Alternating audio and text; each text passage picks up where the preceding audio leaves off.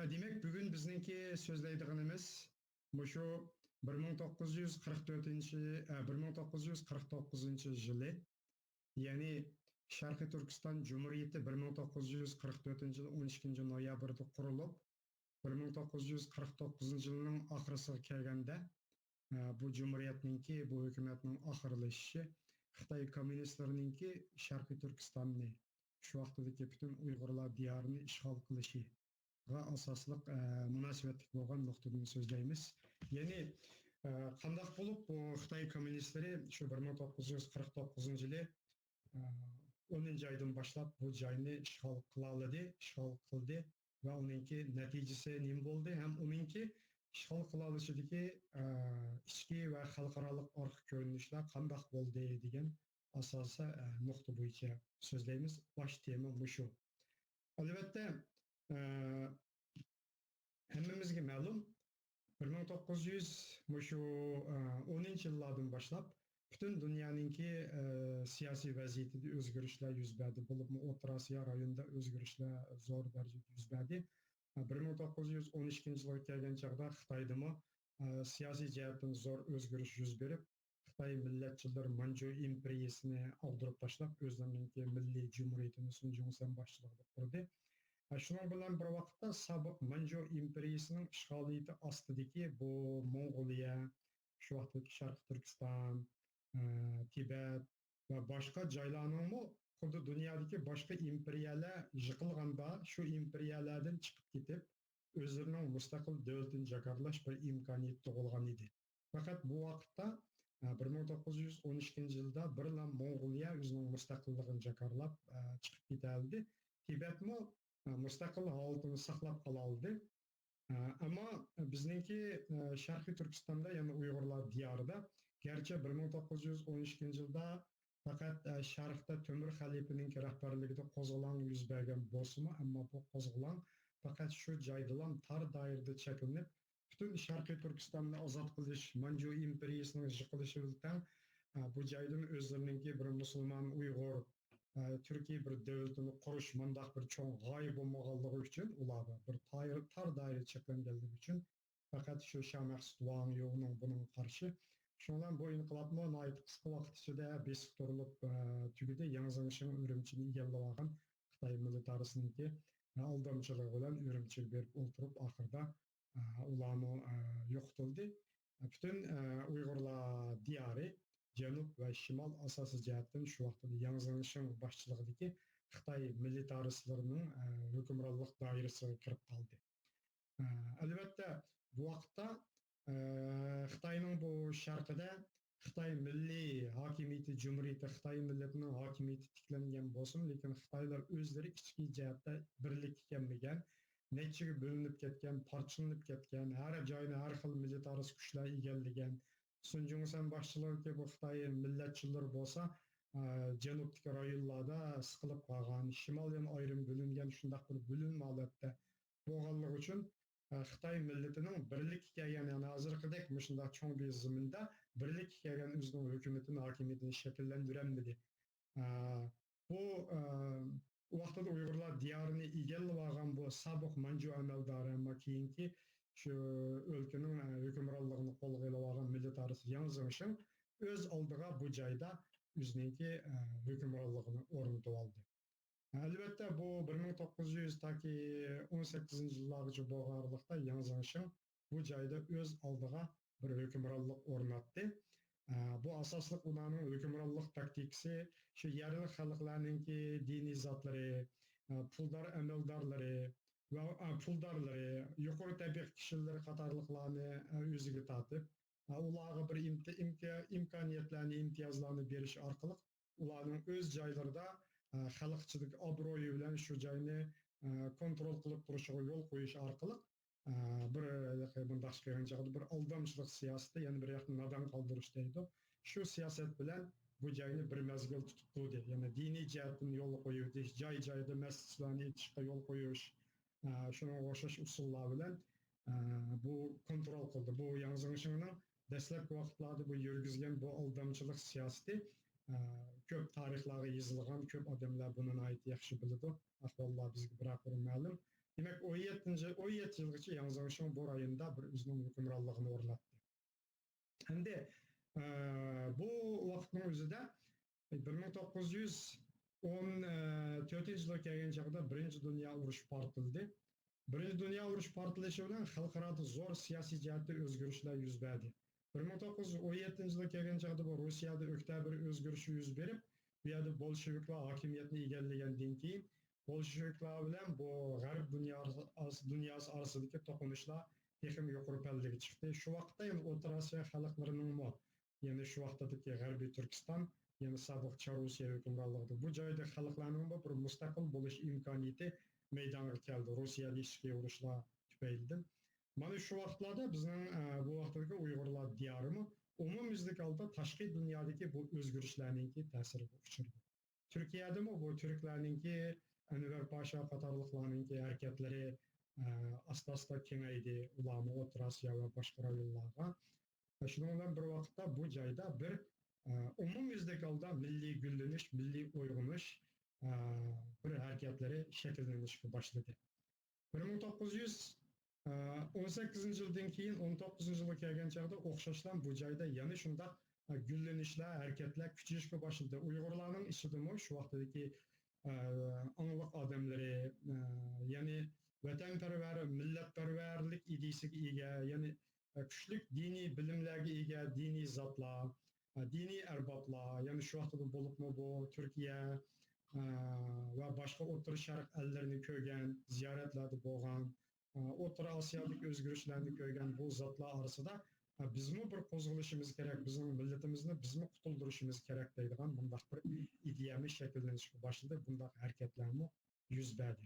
Lekin Yanzangshun bu harakatlarni yana o'xshashlar turli taktikalar bilan Uyg'urlarning ichki qismidan bir-biriga ziddiyat silish, parchalash va boshqa milliy guruhlarni yana Uyg'urlarga qarshi qo'yish qatorliq har turli parchalash usullari bilan bunday bir harakatningki umumyuzlik shakllanishiga yo'l qo'ymadi. Yana bir yoqdan olganda Sovet Rossiyasi hukumati bilan yaxshi munosabat o'rnatish orqali u taraflardan keladigan Uyg'urlarning o'z vatanini ozod qilib bir Uyg'ur davlati, Uyg'ur hokimiyati yoki Uyg'ur jumuriyati qurish ideyalarini ana shu yo'llar bilan to'sib qoldi. Ama 1930 yıllara kelgan chog'da dunyo vaziyatida zo'r o'zgarishlar yuz berdi. Dunyodagi bu taraqqiyotlar, dunyodagi bu o'zgarishlar, xalqaro munosabatlardagi o'zgarishlar, shuningdek Uyg'urlarning bu milliy ideyasi, diniy ideyasi va ulardagi tafakkur va ulardagi ma'rifatchilik qatorliqlarningki barbara kuchayishiga ergishib, Uyg'ur xalqidami umumyuzlik holda bir qo'zg'alish, o'zining ozodligini qo'lga keltirish, milliy istiqloliyatini asliga keltirishdan iborat bir g'oya texim bir yuksak pallaga chiqdi. Bu harakatlarga Uyg'urlarning har qatlamidagi kishilar qatnashdi. Albatta buni har xil ideya, har xil fikrdagi kishilarning hammasi bor buning ichida. Xotan tarafda Muhammad Emin Bo'g'ra rahbarligida guruhlar, tashkilotlar qurildi, Sabit Damullar Qashqar atrofida yosh qashqarliklar guruhi degandek yer osti guruhlar qurilishga boshladi, shu ozodlikni umid qildigan. 1931 yili Qumul tog'laridan portlagan bu Xo'janiyoz Hojim qatorliqlar boshchiligidagi qo'zg'olon umumyuzlik holda demak shu vaqtdagi Uyg'urlar diyorininki janubiy, sharqiy va boshqa rayonlarga umumyuzlik ta'sir ko'rsatib, umum bir inqilob vaziyati shakllandi. 1932 yılga kelgan chog'da, 33 yılga kelgan chog'da umumyuzlik holda bu shu vaqtdagi Uyg'urlar vatani, Uyg'urlar diyori asosiy jihatdan ozodlikka erishib bo'ldi. Shu vaqtdagi Jingshurin boshliq, ya'ni o'z oldiga hokimiyat surib olgan bu Xitoy hukmronimi, o'zining qo'shini va namda Xitoyning markaziy hukumatiga shu vaqtdagi Kuomintang partiyasının hükümeti boysundım deb qo'ydi. Amaliyotda hech qanday Xitoy markaziy hokimiyati bu rayonda o'zining hukmronligini o'rnatmagan amaliy hukmronlik. U yana o'z oldiga boshqarib yuravergan, uning hokimiyatini asos jihatdan og'dirib tashladi. Mana shunda shu vaqtdagi Sharqiy Turkiston o'lkaning umum vaziyatidagi bu o'zgarishlar Uyg'urlarga yana bir qatim o'zlarining mustaqil bir jumuriyatini qurish, mustaqil bir hokimiyatini qurish imkoniyati yaratdi. Mana shunday sharoitda 1933-yili Qashqardagi bu inqilobchilar, Xotandagi inqilobchilar va boshqa joylardagi inqilobchilarninki birlashishi oshkora va har xil shakldagi hamkorliklari natijasida shuningdek bu Farg'ona tarafdan Sovet hokimiyati bilan uzun mezgil qarshilashib qechib kelgan bu bir qism jaddidchilik ideyasiga ega, shuningdek islomiy uyg'unish ideyasiga, gullanish ideyasiga ega, turkchilik ideyasiga ega har xil zotlarninki qatnashishi bilan Qashqarda 1933-yil 12 noyabrda Sharqiy Turkiston Islom Jumhuriyati rasmiy qurildi. Sharqiy Turkiston Islom Jumhuriyatininki qurilishi amaliyotda bu shu vaqtning o'zida bu 1920-yillarda Mustafa Kemal Turkiyada Türkiye Cumhuriyeti'ni kurgandan keyinki bu Türkiye xalqlar ziminin en şarkı kısmı dünyaya gelgen ikinci bir resmi bir milli bir cumhuriyet idi. Bu cumhuriyet özünün asas kanunlarını bekitdi, devlet gerbini bekitdi, özünün koşunuğa ega boldu. Şundan bir vaqtda özünün 30 maddelik kitapnamalarını e'lon qildi. Bu cumhuriyet şu vaqtning o'zida xalqaro munosabatlar bo'yicha har qaysi davlatlar bilan diplomatik munosabatlarni o'rnatish uchun harakat qildi. Hatto shu vaqtda Sovetlar ittifoqi bilan diplomatik munosabat o'rnatish, hatto uning yordamini qo'llashni qo'lga keltirish uchun 5 kishilik vakillar o'migini Toshkentga yuvatdi. Va undan boshqa bu Angliya hukumati va Yevropa g'arbninki qo'llashiga, e'tirof qilishiga erishish uchun bu shu vaqtdagi Angliya kontroliga Hindistonga vakillarni yuvatdi. Lekin bu vaqtdagi Uyg'urlar diyarının umum vaziyetideki özgürlüğü şunundan ibaret ki bu hükümetini oldu bilen Sovetlar İttifakı qo'llamadı.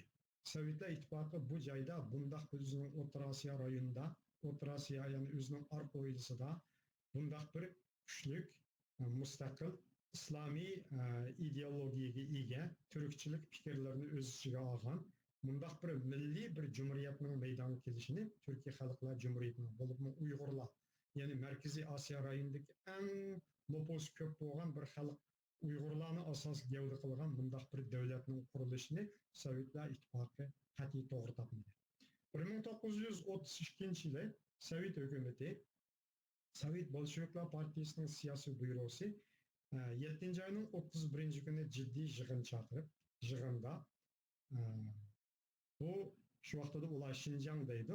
Bu rayondagi mushu hareketlarni qandaq bir taraf qilish, bu hareketlarga qandaq muomala qilish, kimni qo'llash, yerlik bu milliy mustaqillik harekatini qo'llash kerakmi yoki shu vaqtdagi o'lka hokimiyatini egallab olgan Shinsei boshchiligidagi bu Xitoy militaristlar guruhini qo'llash kerakmi degan masalada muhokama qildi.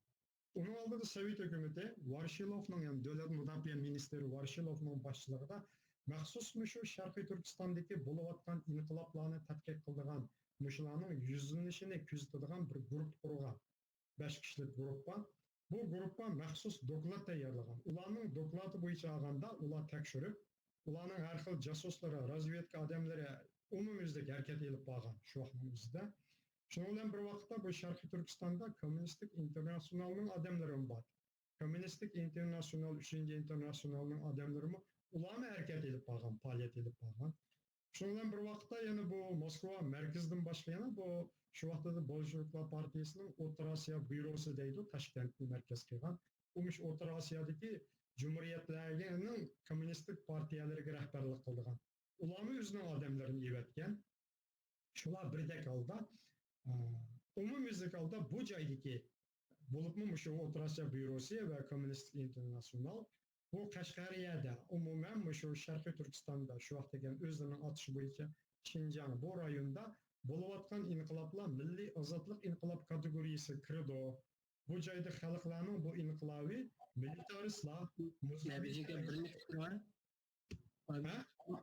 Ma kim ama itibar artist degan xapanmay ma bu presentation yo'q qilasiz o'zibdiki. Mustaqil imperiyalar bu bularninki bu davlatlar bu nima organlar yani Kommunistik Internasional bu O'rta Osiyo byurosining odamlari bular oxir bu yana tekshirib chiqargan xulosasi bu joydagi inqiloblar milliy ozodlik harakati, milliy harakat. Bu harakat ya'ni ezilgan xalqlarning ezguchilarga qarshi harakati. Bu harakatlarni Sovet hukumati qo'llash kerak, yordam berish kerak. Aslidagi ezilgan millatlarning ozodligiga yordam berish programmasi bo'yicha degan fikrlarni o'rtaga qo'yib, uning xarakteristikasini bekitgan bo'lsa-mu, ammo Moskva shu vaqtda qizil bu Kreml saroyi shu xulosasi, Varshilov boshchiligidagi guruhning xulosasi bu joydagi harakatda bir xil pan-islomizm ideyalari bor. Bularda bir pan-turkistik bir ideyalar mavjud. Agarda biz bu harakatlarni qo'llasak, bu yerdagi hokimiyatning xarakteri o'zgarib ketadi. Buni hatto bizning shu vaqtdagi dushmanimiz bo'lgan bu inglizlar qo'llashi, inglizlar orqa qo'l solishi mumkin. Sharqda bu Manjuriyani egallab olgan yaponlar qo'l solishi mumkin. Yaponlar qo'l tiqadi. Manjugo davlatini qurdi, yaponlar sharqda Manjuriyani ma'voqi burungi Fui yani Manju imperiyasining oxirgi podshosini qo'llab shular qo'ltiqida oxirida bu bizning Sovet Rusiyasiga, Sovet ittifoqiga taraf-tarafdan bu besimlar oxirida hujumlar paydo bo'lishi mumkin. Bu joy ya'ni shu bu dunyo imperializmininki bu bazasiga, oq bazasiga aylanadi degan qarashni o'rtaga qo'ygandan keyin bu Stalin boshchiligidagi, Varshilov boshchiligidagi bu guruhlar, ya'ni siyosiy buyruq birdek holda bu joydagi inqiloblarni qo'llamaslik, bu joyda hech qanday bir mustaqil milliy mustaqil jumhuriyatning maydonga kelishini qo'llamaslik qarorini qabul qildi. Ya'ni 12 moddalik qaror bu 1933-yili 7-oyning 31-kunida ilingan qaror. Shu qaror bo'yicha bu joyda Xitoy militaristi Shin Sisayni yo'lab turg'izish degan modda yo'q degan shu yakuniga kelgan. Shu bo'yicha shu vaqtida o'lkaga hujum qilgan Ma Zedong va boshqa uning bilan yana hamkorlashgan Uyg'urlarmi bor, albatta Yo'lbars bular. Bularning qurolli kuchlari shu vaqtning ichida Urumchini qurshovga ilib olgan. Urumchi bir xil yo'qolish, ya'ni Shinsey hokimiyati to'liq yo'qotilish oldiga kelib qolgan. Mana shundaq vaqtda Sovet hukumati ana shu 33-yili 31-iyuldagi qaror bo'yicha 1934-yilning 1-oyiga kelgan chog'da ko'p sondagi qo'shinlarni bu nima orqali kirgizib, Olmuti tarafdan bu G'o'lja orqali kirgizib, u yoqdagi ya'ni Shinseyga qarshi turayotgan bu Jang Beiyuan yo'q, Urumchidagi bu qo'rshav bo'layotgan Ma Zedong qo'shinlariga umumyuzlik hujum boshlab, buningga aeroplan yo har xil egri qurollarni ishga soldi, zo'r sonli qo'shin. Bu qo'shinlarni tarmar qilib janubga chekindi. Shuning bilan bu Urumchi hokimiyatini, ya'ni Shinsey hukumatini Sovet hokimiyati saqlab qoldi. Natijada Sovet hokimiyatining shu prinsipi bo'yicha ya'ni bu Ma Zedong qo'shinlarining janubga surilib Qashqarni egallashi bilan oxirida Sharq Turkiston Islom Jumhuriyati 33-yili 4-oylarga kelgan chog'da asosiy jihatdan bir taraf turolmaydigan bir vaziyat shakllandi. Sovet hokimiyati qaytadan yana o'tirg'i chiqib, Arkashtam tarafga borgan bu Xo'janiyaz Hojin bilan so'zlashib, bu Sabit Damollarni tutib berish, Sharq Turkiston Islom Jumhuriyatini oxirlashtirish degandek bir qator qarorlarni qabul qilib, shu bo'yicha Xo'janiyaz Hojini Shinsey hokimiyati bilan hamkorlashtirdi. Hamkorlashtirib oxirgi hisobda 34-yildan toki Xo'janiyaz Hoji o'ltirilguncha bo'lgan oraliqda o'lkada bu shu vaqtdagi Sharq Turkiston Jumhuriyatining bir qism rahbarlari qatnashgan, Shinsey bilan hamkorlashgan Sovet hukumatining kontrolligi ostidagi bir o'lka hokimiyati qurildi. Ama Shinsey ayni vaqtning o'zida bu olti buyuk siyosat, bu deganlarni qabul qilib, bu yerlik xalqlarga, Uyg'urlarga, millatlarga har xil erkinliklarni beraman, madaniyat gullanish huquqi beraman, iqtisodiy gullanish huquqi beraman, bu degandeklarni yo'l qo'yib, Nait Xo'janiyaz Hojimga hurmat ko'rsatib, dastlabki vaqtlarda faoliyatlarni qilgan bo'lsin, lekin asta-asta o'z hokimiyatini mustahkamlab qo'ygandan keyin 37-yildan boshlab umumyuzlik holda tozalash, tutqun qilish, so'lash, o'ldirish harakatini boshladi. Shundan bilan burungi Sharq Turkiston inqilobiga qatnashganlarning hammasi degidek asosiy jihatdan tutildi, tozalandi, o'ldirildi, turmaga solandi, yo'q qilindi. 37 yılda elbette Mahmud Muhiti başçılığındaki bir kısım kişiler Hindistan'a ketgendeki onun kol astındaki Abdülniyaz Bey başçılığındaki Kaşgar'daki bu 6. Atlık Diviziya isyan götürüp, qo'zg'olon götürüp, Şinsasay koşullarını bütün Janubdan asası jihatdan qo'g'lab chiqadi desek bo'ladi. Yani Tarim Vadisi etrafıdan. Xotanni egallab yotgan Mahusan koşullarımı, Tungan koşullarımı, Tungan koşun degan bilan onun koşunun mutlaq bir kısmı Xotanlik Uyg'ur askerler asasligi. Yani bular bilan birleşip Tekitak mağanda bütün Tangri tağlarının janubi qaytadan, yani şu qo'zg'olonchilarning qo'liga o'tganda Sovet hokimiyati ikkinchi qatim qaror chiqarib, 7000 kişilik qo'shin, hatta bir diviziyadan ortiq qo'shin, 40 dan ortiq aeroplan, 30 ga yaqin tank qatorliqlarni chiqarib, otliq piyoda qo'shinlar. Shuning bilan bu Maralbeshi, Uchturpan va bu taraflardan kirgizib, bu milliy qo'shinlar bilan bir mezgil jang qilish orqali oxiri bu Abduniyozbek boshchiligidagi qo'shinlar tama hech qanday bir yordamchi kuchi yo'q, oxirida mag'lub bo'ldi. Shuning bilan qaytadan bu o'lkaninki hokimiyati, Sharq Turkistonning hokimiyati shu vaqtdagi Shinsasayning qo'liga o'tdi. Demak, yo'qotilgan Shinsasayni Sovet hokimiyati ikkinchi qatim yana saqlab qoldi. Shundan keyin Shinsasay umumyuzlik tozalashilib qoldi. Albatta bu vaziyatlar mana shunday davomlashdi, ammo 1941 yilga kelgan chog'da Sovet-German urushininki boshlanishi bilan Sovet ittifoqi umumyuzlik German armiyasi, shu vaqtda Gitler natsistlar armiyasi tarafidan umumyuzlik holda mag'lub bo'lib, Sovet ittifoqi yo'q qilishdan iborat shunday bir vaziyatga duch keldi. Mana shunday sharoitda Shinsasay demak o'ziga bunday chog'da hukmronlik qilayotganda, o'zini beshib turib, o'zini kontrol qilayotgan bu Stalin hokimiyatidan, Stalindan yüz örüp bu joyni o'z oldiga boshqarish Xitoy markaziy hokimiyatini, ya'ni Chiang Kai-shekni bu joyga boshlab kelib, bu joyda o'zini yana o'zi boshqaradigan, ammo Xitoyning markaziy hokimiyatiga yaqindigan bir hokimiyatini quradigan, o'rnatadigan bunday bir fursat keldi deb qaradi. Shuning bilan 1943-yilga kelgan chog'da bu Chiang Kai-shek Kuomintang hukumati Shinsasayni o'ziga qo'shib olib, Shinsasay Kuomintang partiyasining a'zosi bo'lib, bu joy Kuomintang hukmronligiga o'tdi desak bo'ladi. 1943-yilning oxiri 1944-yili Xitoy markaziy hokimiyati, Xitoy hokimiyatlari mana tunji qadim, ya'ni o'rta tuzilgan Xitoydan boshlangan shu hokimiyat, Xitoy millatining o'zining milliy hokimiyatlari tunji qadim bu Manju imperiyasi 1912 yil yo'qotilgandan keyin bu Uyg'urlar diyorida o'zininki hukmronligini o'rnatish fursatiga ega bo'ldi. Ammo shu vaqtdagi Kuomintang hokimiyati, Chiang Kai-shek hokimiyatining butun siyosati Sovetlar hukumatiga, Sovet siyosatiga qarshi bo'lganligi uchun Stalin hukumati qaytadan bu yerli xalqlarni, Uyg'urlarni asos qilgan, ularning milliy harakatlarini qo'zg'ab yoki yordam berib, umumyuzlik milliy ozodlik harakatini qo'llash, yordam ko'rsatish orqali Shinsasay hokimiyatini og'dirib o'tish.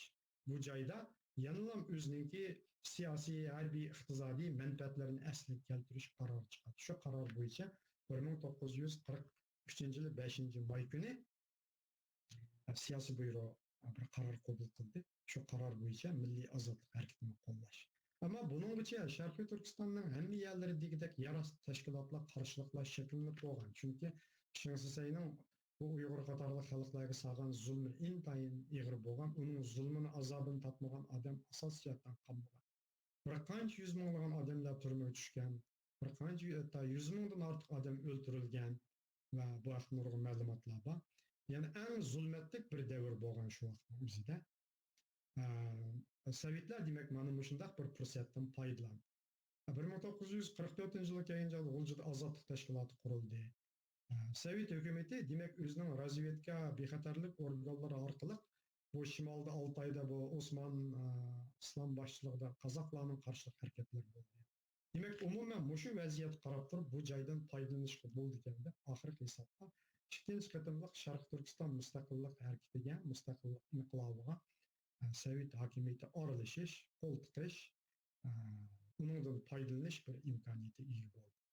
1944-yil 12 noyabrga kelgan chog'da G'ulji qo'zg'oloni 7 noyabr kuni G'ulji qo'zg'oloni portlab, 12 noyabrga kelganda Ozodlik tashkilotining boshlamchiligida G'oljada Sharq Turkiston Cumhuriyeti qurildi. Ikkinchi Sharq Turkiston Cumhuriyeti 1933 yildan keyingi bunga Ilham Töre ham rais bo'ldi. Qolgan 16 kishi Ilham Töre boshliq hukumat a'zosi bo'lib, uzun o'tmay o'zining ministerliklarini, nazoratlarini qurib, 1945 yili ikkinchi oyga kelgan chog'da butun ili viloyatini ozod qilib, 4-oyga kelgan chog'da o'zining muntazam zamonaviy milliy armiyasini qurib, oxiri 7-oyda umumyuzlik holda shimolga, janubga, o'rta Urumchi liniyasiga qarab yurish qilish orqali 10-oyga kelganda 45-yil 9-oyning oxirisiga kelgan chog'da butun shu vaqtdagi o'lkaning Sharqiy Turkistonninki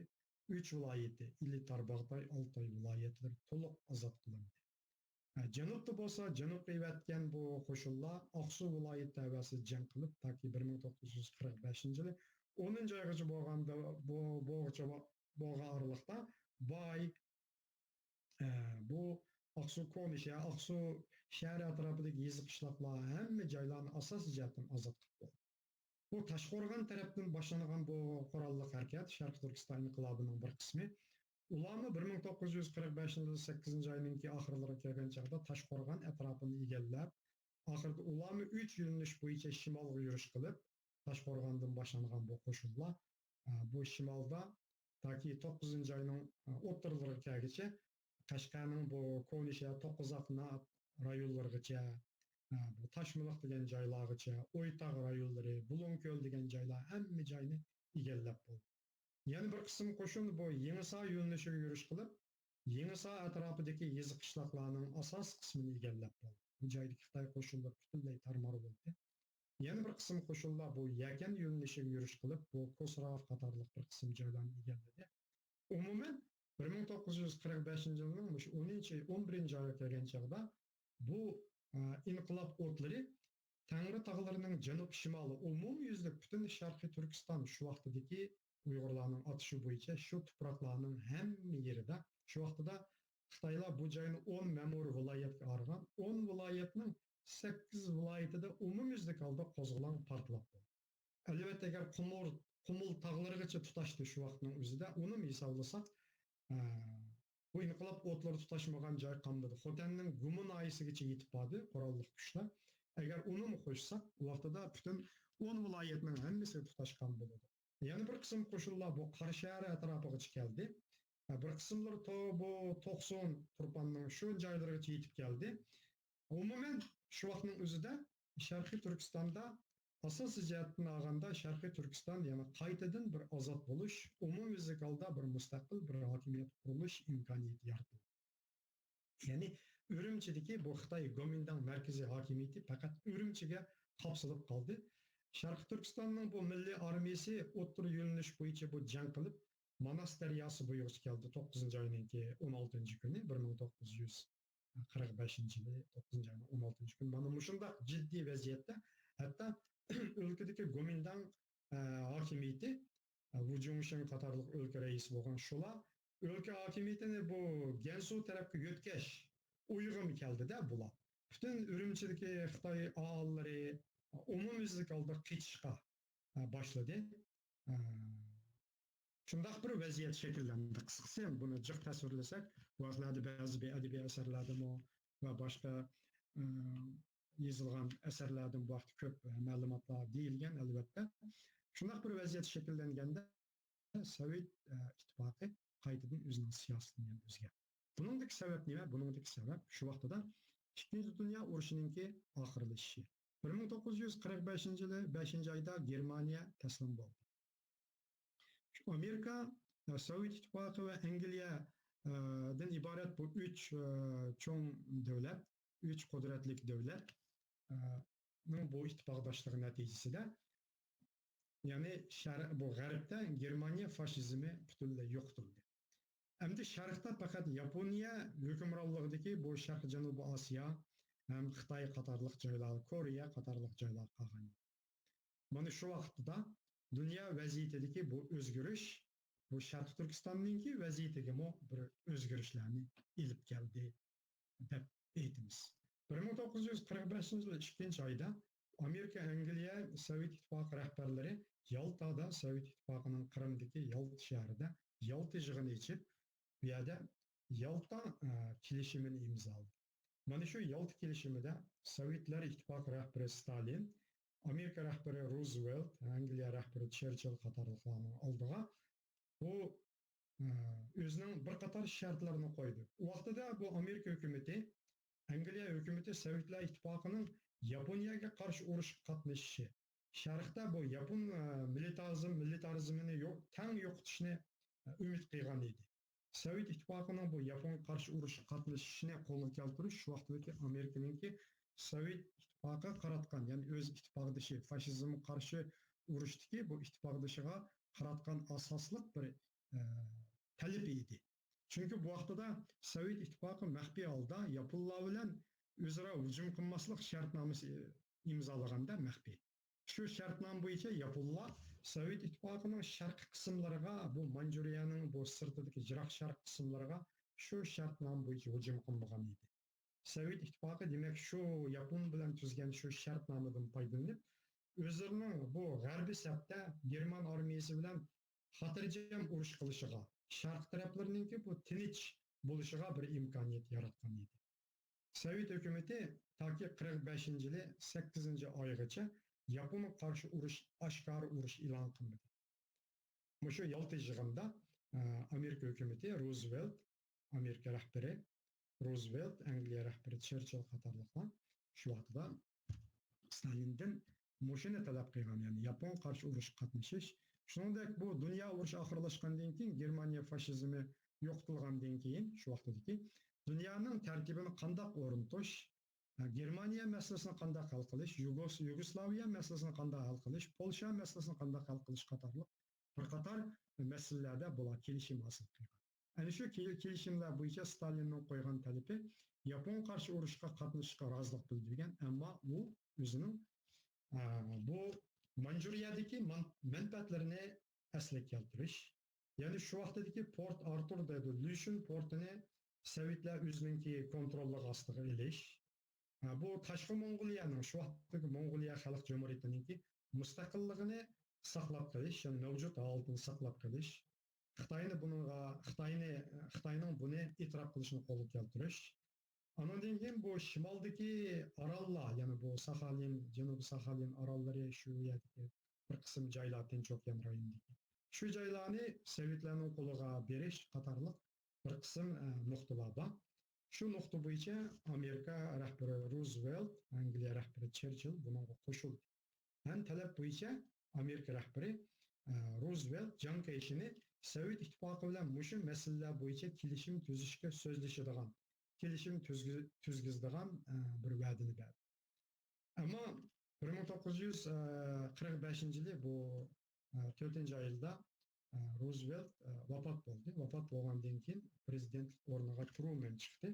Truman hokimiyatni Amerika rahbarlik o'rnini egallagandan keyin u odam shu vaqtdagi Rooseveltningki siyosatlarini davomlashtirib, Ikkinchi dunyo urushininki bu oxirgi xulosasini chiqarishga, bo'libmi Yaponiyani mag'lub qilishga, mushunga butun kuchi bilan harakat qildi.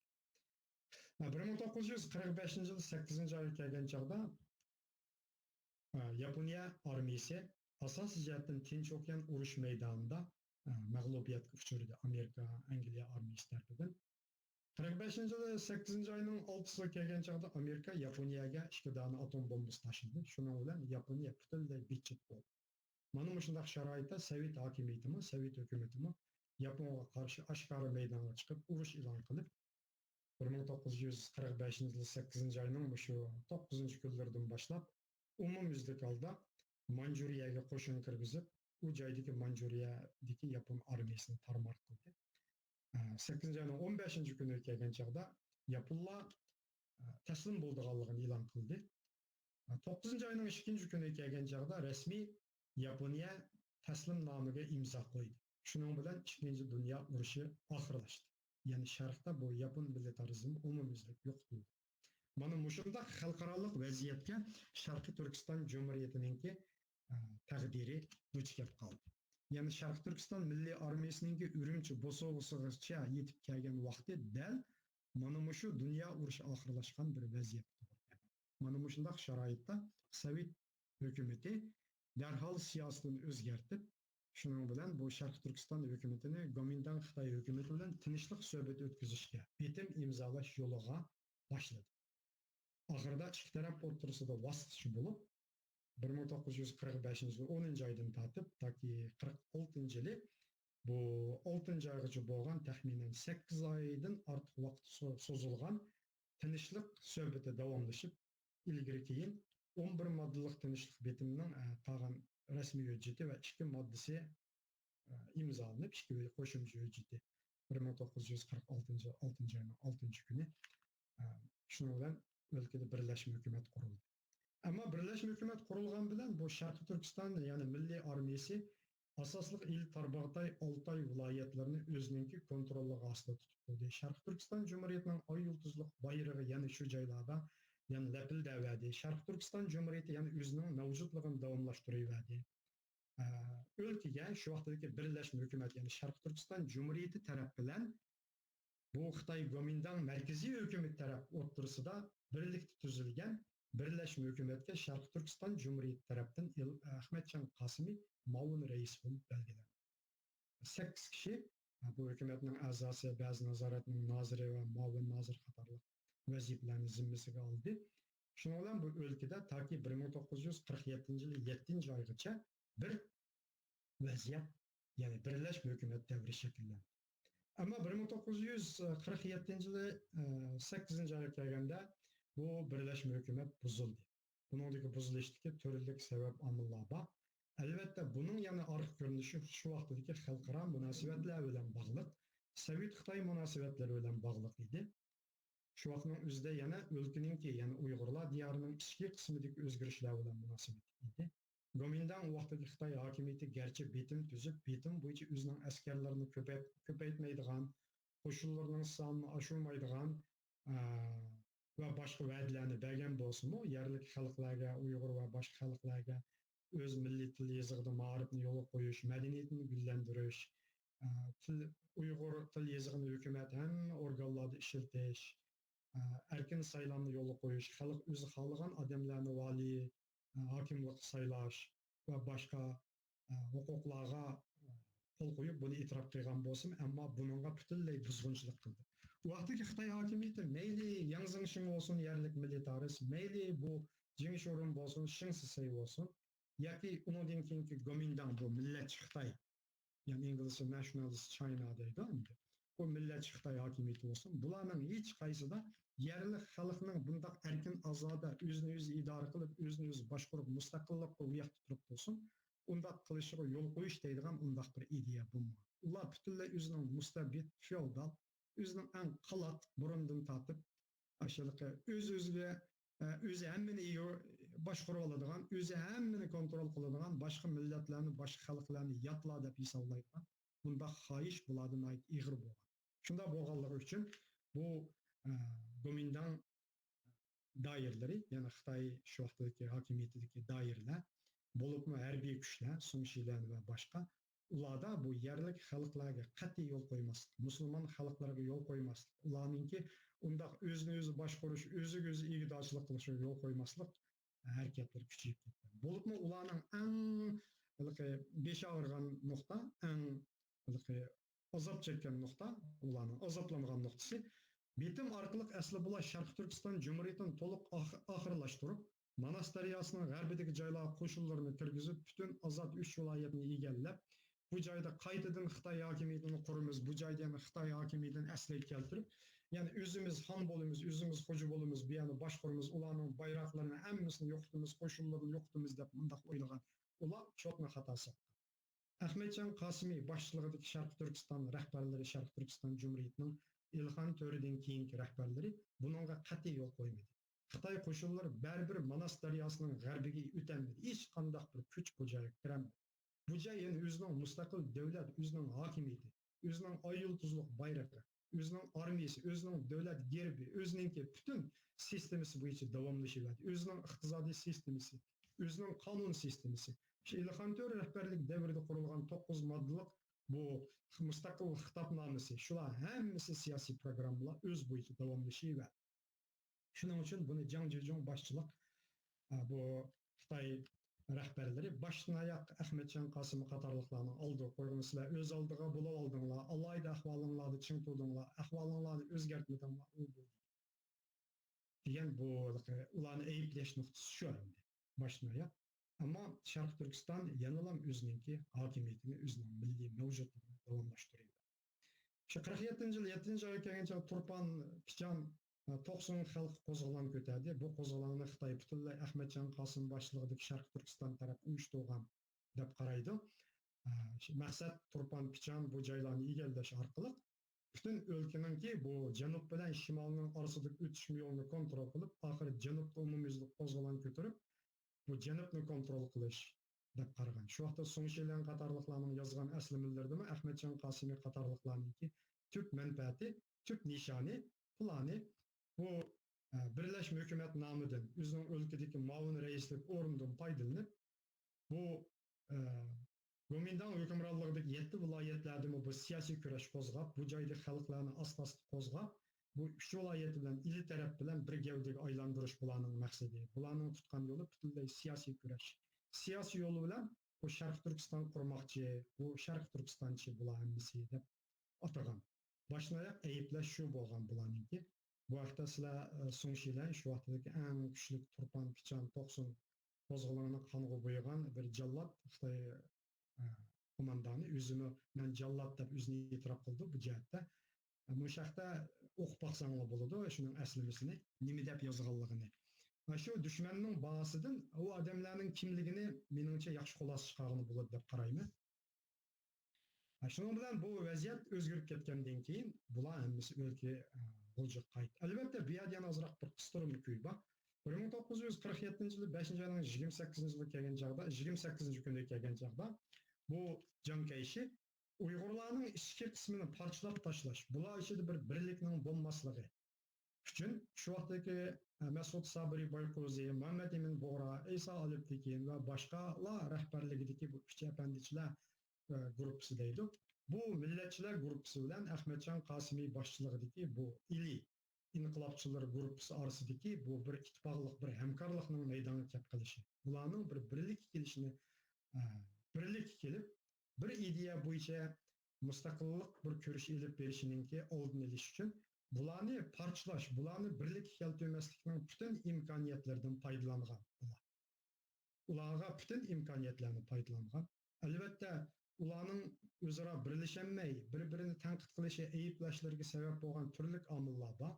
Bu yerda tashqi omillar bor, Sovet omili bor, Xitoy omili bor. Shundaqla ularning ichki qismidagi ideya, ko'z qarash, nuqtai nazar jihatlaridagi o'xshamaslik va boshqalar bor. Har turli sabablar. Ikkili tarafda yana kamchiliklar bo'lishi tabiiy ahvol. Lekin umumyuzlik holda butun Sharq Turkiston xalqi umumyuzlik holda mustaqil Sharq Turkiston Cumhuriyeti qurgan, Xitoy hokimiyatini qo'g'lab chiqargan, Xitoy qo'shinlarini tarmar qilgan, o'zining qurolli kuchiga ega 30 ming kishilik armiyasiga ega ilidagi Sharq Turkiston Cumhuriyetini himoya qilish, Sharq Turkiston inqilobini himoya qilish umum bir iqim bo'lgan xalqda. Umum iqim shu bo'lgan shu vaqtning o'zida. Chunki Janub xalqi Qashqar va boshqa joylarda xalqlarning hammasi o'xshashlar shu vaqtdagi inqilobning markazi bo'lgan G'uljiga qaytmish. Kimma aqallis o'ylab beqish kerak.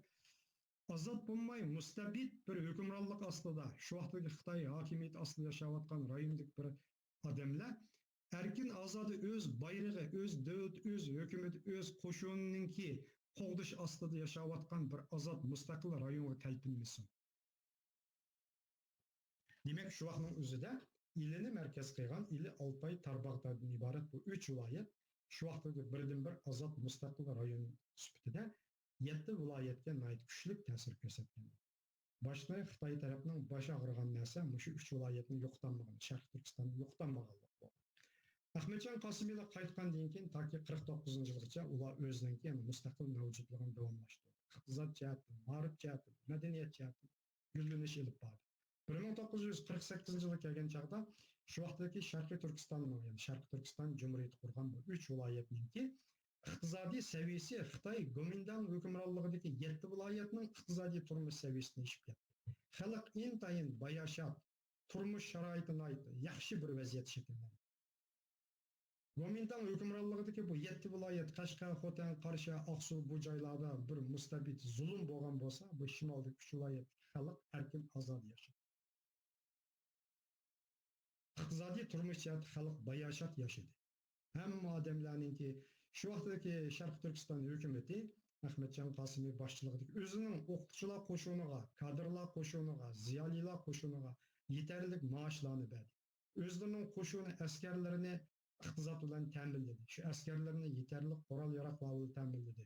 Bu qurol-yarog'larni Sovet ittifoqidan sotib oldi, albatta. Nurg'un o'zlarining shu qo'y, kalay va boshqa chorvachilik mahsulotlari, oshliq, bug'doy qatorliq dehqonchilik mahsulotlarini Sovet ittifoqiga o'tkazish orqali ularga shularni sotib olib ta'minladi.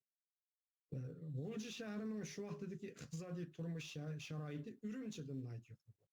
Urumchiga 1947-yilda Urumchidan G'o'jiga borgan Amerikaning muxbirlari hayron qolgan. Shaharning go'zallik darajasi hatto Urumchidan yaxshi.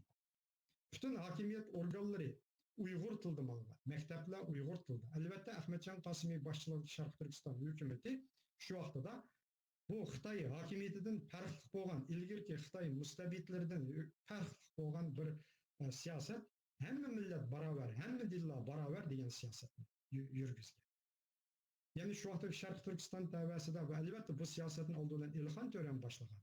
Ya'ni 9 moddalik mustaqillik xitobnomasida 1905-yilda 1-oyning 5-kuni e'lon qilgan. Buningda Sharq Turkistondagi islom dinidan boshqa dindagi xalqlarning diniy huquqlari qo'g'dilindi, ularga e'tibor berildi deydi. Albatta xalqlarning ko'pincha musulmon bo'lganligi uchun islom diniga alohida e'tibor berildi.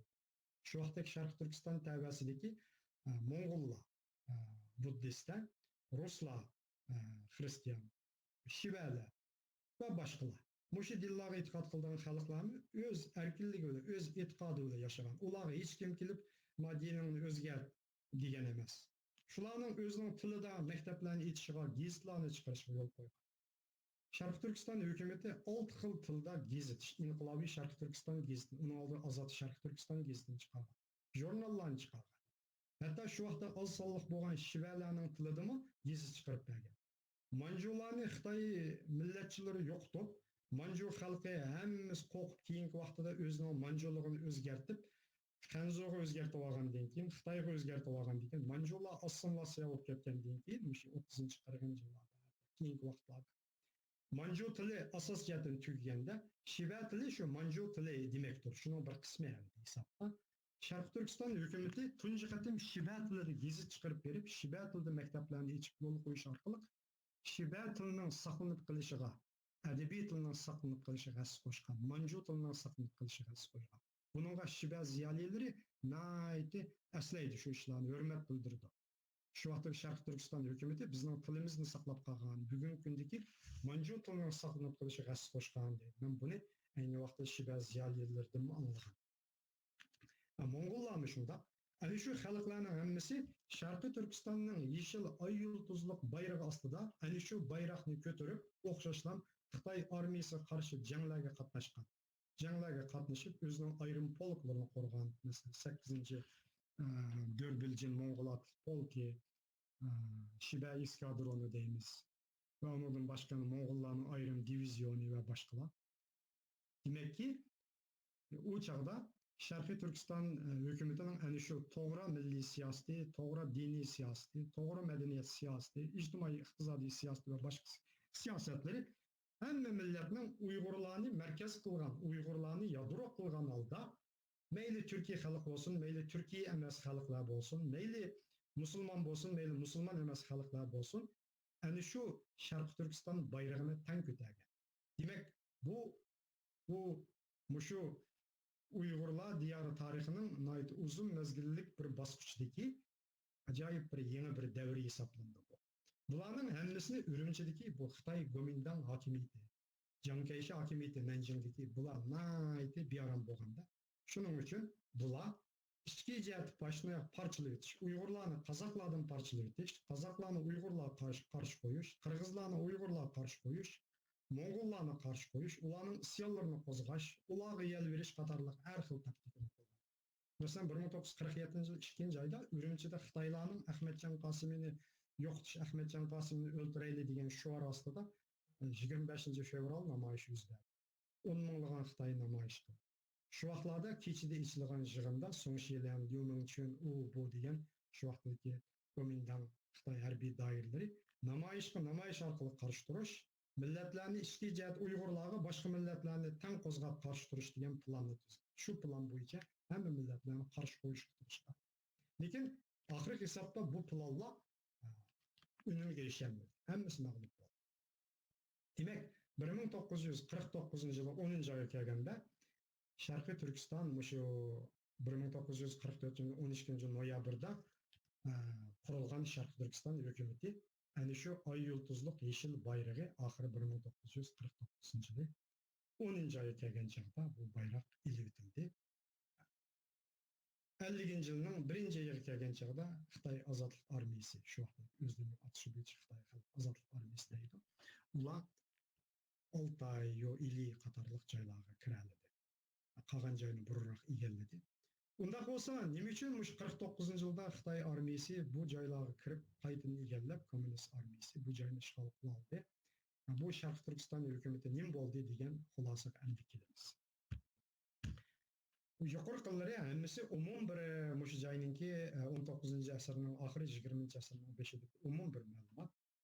1949 yılı bu 12. ayga kelganda 12. ayga kelgan 49 yılı 7. ayga kelganda vaziyatda nihoyat cho'ng bir o'zgarish yuz berdi. Bu o'zgarishninki asosli omili Xitoy kommunistlari bilan bu Sovet İttifoqi kommunistlarining orasidagi hamkorlikqa munosabat edi. Hozir ozroq ba'zi narsalarni ko'rsatay.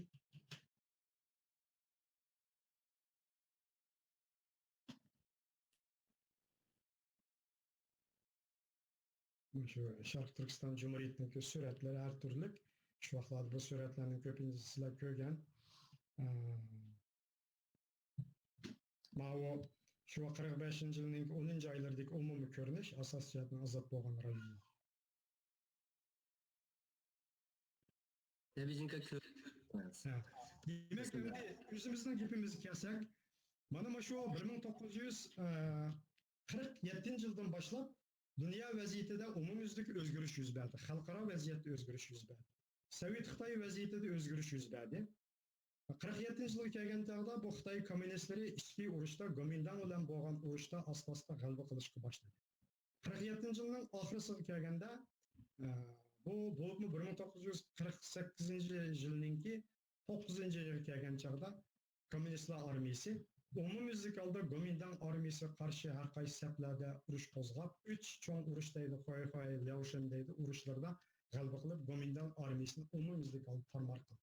Albatta Sovet İttifoqi bu Xitoy kommunistlarini har jihatdan qurollantirdi. Masalan, Manjuriyada Yaponlardan qo'lga tushgan butun Zenbrak tank qatorliq eg'rilik qurollarning hammasini Xitoy kommunist armiyasiga taqdim qilgan. Ondan keyin Manjuriyaga kirgan Sovet armiyasining butun qurol-yarog'larining mutlaq ko'p qismini yana shu Xitoy kommunistlar armiyasining qo'liga topshirib berib chiqib ketgan. 47 yildan izchil holda Manjuriya orqali Sovet hukumati o'zining qurollarini kirgizib, bunga har jihatdan qurollantirib turgan. Ana shu qurollar kuchiga kommunistlar armiyasi Kuomintang armiyasi bilan bo'lgan urushda asta-asta g'alaba qildi. 1900 bu 49 yilga kelganda bu Amerika bilan bu Sovet İttifoqi orasidagi ixtiloflar, ziddiyatlar texnik kuchaydi. 46 yil bu sovuq munosabatlar urushi boshlangan bo'lsa, bu munosabatlar urushdan keyin barbara borgan sari kuchayishga qarab yuzlandi.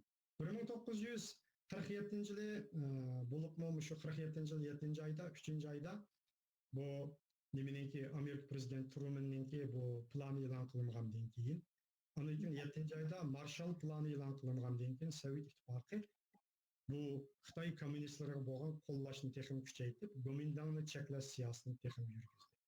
oxirgi g'alaba kommunistlarning qo'liga o'tishga boshladi. 1949 yilga kelganda Nebejinka.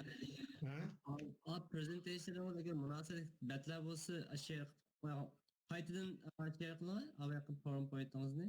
Munosib ichib qo'ygan bo'lsangiz, ko'pchilik texmi yaxshi tushunadi. hozir men hozir mishan dal shu yerni ochdim. Dal shu yerni ochdim hozir.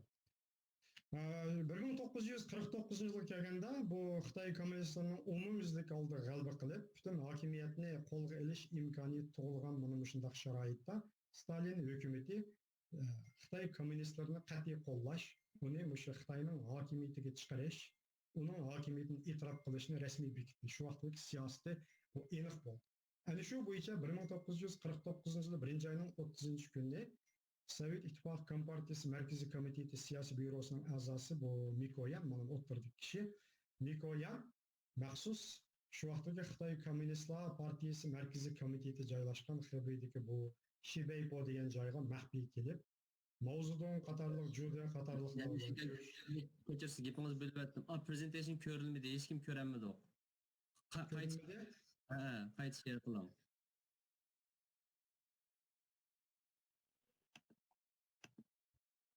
Bu resimden ko'rgan bo'lsak yaxshi bo'ladi. Shu bayatın qilib ko'rindimi, ko'rilmadimi? Yo'q, birinchi betingiz to'xtaqliq, endi sizni gapingizni bo'lmay dedim. Azmi so'zlayapsiz, ko'rgach mangayil deyman. Hozir bu bayatınımızda men ko'rdim deb, men sizlarni ko'rdi deb o'ylabdim buni.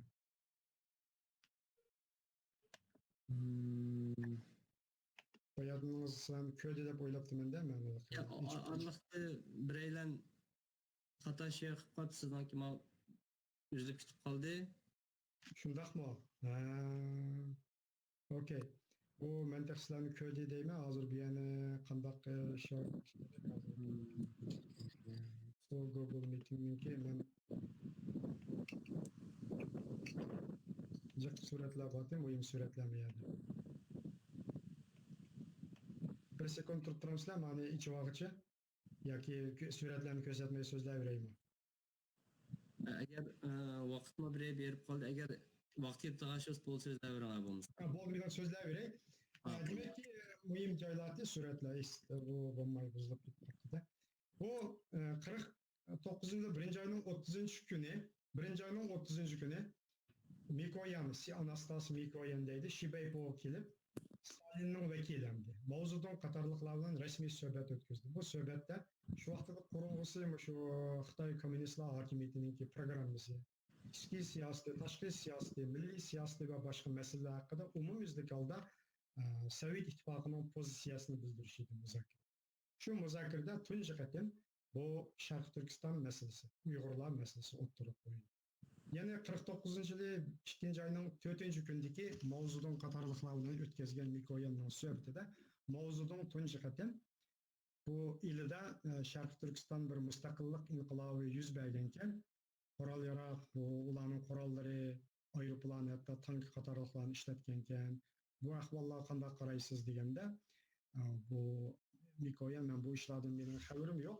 Sharq Turkiston milliy ozodlik, u joydagi milliy ozodlik inqilobini bizning aralashmadik, biz uni qo'llamadik, ammo uning bo'layotganligini biz bilamiz degan mundaq nuqtadan gap qilgan. Shu bilan birlikda bu masalada so'zlashgan chog'da, ya'ni Mikoyan aniq qilib Stalinninki shu maydoni, Sovet hukumatining maydoni, bizning bu Xinjiangdan, Sharq Turkistondan hech qanday zimin tavalligimiz, zimin tamoyimiz yo'q. Bu joy shu Xitoyninki kommunistning qo'lida qoladi. Bu joyga hargiz mustaqillik bermanglar. Mustaqillik berilsa bo'lmaydi. Faqat bir muxtoriyat, avtonomiya basi bo'ladi degan maydonni o'tirib qo'ygan. Bu gap amaliyotda shu Stalinninki shu vaqtdagi siyosiy byuroninki qarori edi.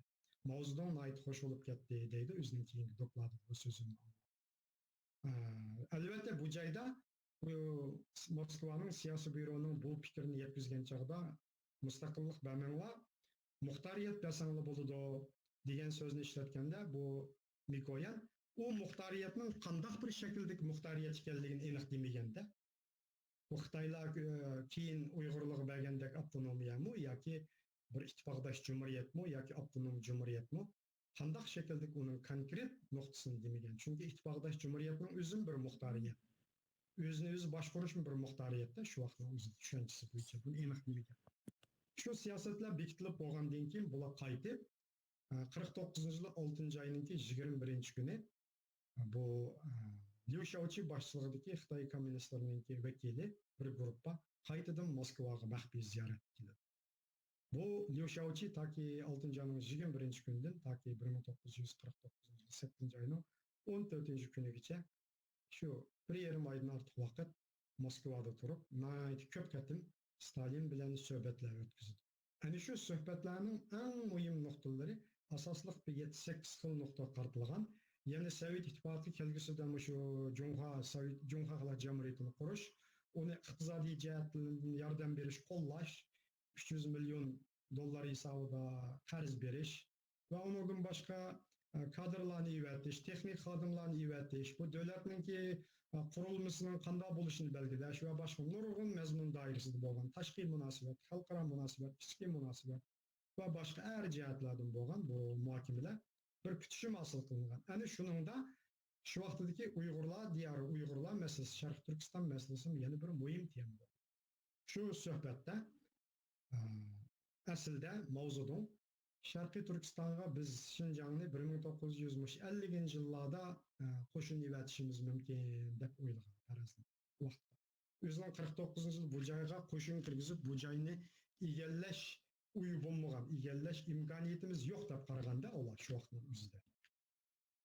Ham mavzudan 1949 yil 10 oyda Cumhuriyet Xalq Cumhuriyeti'nin 10 ayda qurush o'yidan bo'lmagan. Balkim u butun Xitoyning hamma joylarini egallab bo'lib, chunki janubdagi bu Sichuan, andan keyin bu Gansu va boshqa nurg'un joylarni egallab bo'lmagan. Mush joylarning hammasini egallab bo'lib, 50-yillarda quraman deb o'ylagan. Ammo Stalin Liu Shaoqiga Cumhuriyet Xalq Cumhuriyeti'nin 10 ayda qurishni qanchalik tez bo'lsa, shunchalik tez suratda egallagan joylarni asos qilib turib, shu Komünistler Cumhuriyeti'nin hakimiyetini kuruşunu o'ttirib qo'ygan, talab qilgan. Shunga bilan birlikda Şinjanga, shu vaqtdagi Sharq Turkistonga darhol qo'shin kirgizishni, qo'shin evatishni qanchalik tez kirgizilsa, shunchalik yaxshi bo'ladiganligini uning degan. Buning asosida sabab ko'rsatib, agar kirgizilmagan chog'da bu joyda inglizlar, ya'ni Amerika ular qo'l tiqib, bu joyda bir musulmonlar davlatini qurishi mumkin. U vaqtida bu joyni kontrol qilgan olmaydi. Buni boshqarish mumkin emas. degan noktadan bu Liu Shaoqiga shu ma'lumotni berib, qanchalik tez ishg'ol qilsang bu joyni shuncha yaxshi degan taklifni bergan. Ana bizning qo'shinimiz yetmaydi, kuchimiz yetmaydi deganda, hatto Mabufangning qo'shinlarini yo'qotishga men 40 lagan aeroplan chiqarib, havo polklarini, men shu polklar bilan uning atliq qismlarini yo'qotib beraman. Hammani men o'zim bir taraf qilib beraman. Ichki jihatdan, tashqi jihatdan o'zim maslashima, xotirjam qo'shin kirgizinglar deb xotirjam qilgan. Ana shu prinsip bo'yicha Dingli uchunni G'o'ljiga evatib, Sharq Turkiston rahbarlari bilan ko'rishib, suhbatlashishni o'rinlashtirgan. Bu o'rinlashtirishlarning hammasi amaliyotda Moskvada shu vaqtda Stalin siyosiy byurosi tomonidan bekitildi. 1949 yil 7 oyning 29 kuni siyosiy byuro bir qaror qabul qilgan. Bu qaror bo'yicha maxsus Xitoy Kompartiyasining vakilini G'o'ljiga evatish, bu Xitoyninki bu Beyjingda ochiladigan kelgusidagi yig'inga qatnashish uchun maxsus Sovet taraf aeroplan chiqarish, bu ishlarga havo mudofaa, havo transport ministerligi mas'ul bo'lish, ularning bexatarlik va boshqa ishlarini shu vaqtdagi xavfsizlik ishlariga, xavfsizlik sohasidagi fedotop qatorliqlarni mas'ul qilish qatorliq bir yurish belgilamalar bekitilgan. 20 iyuldagi bu siyosiy byuroning oxirgi qarori.